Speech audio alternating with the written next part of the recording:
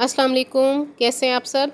उम्मीद करती हूँ सब ठीक ठाक और खैरियत से होंगे। अल्लाह ताला आप सबको अपने घरों में हिफ्ज़ व अमान में रखे और तमाम बीमारियों से बचाए रखें, आमीन।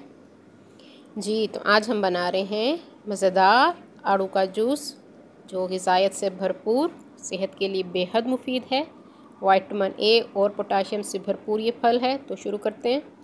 हाँ जी, आड़ू लिए हैं मैंने और इनको अच्छी तरह से धो लिया अच्छी तरह से मैंने। अब हम इनको काट लेंगे।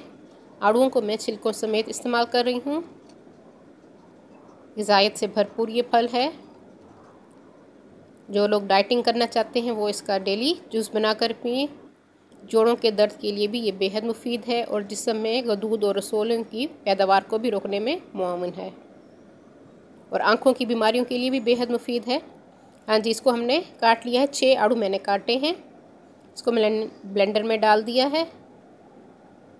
अब हम इसमें डालेंगे चीनी आप अपने हिसाब से जितना मीठा आपको पसंद हो। मैं इसमें डालूँगी 4 टेबलस्पून, 4 से 5 टेबलस्पून चीनी के मैं इसमें डालूँगी।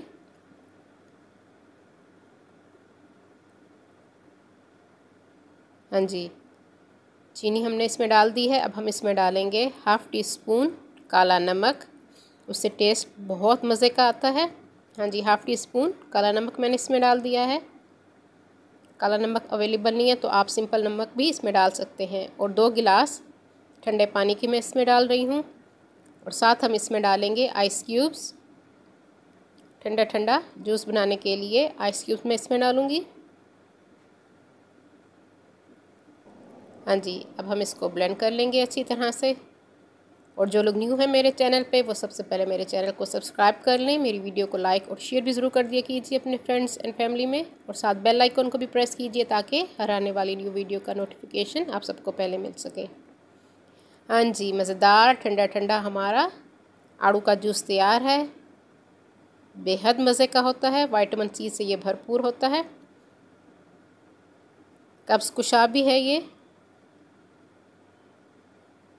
हाँ जी, अब हम थोड़ी सी इसकी गार्निशिंग कर लेंगे। आड़ूओं को काट के मैंने साइड्स पे लगा दिया है।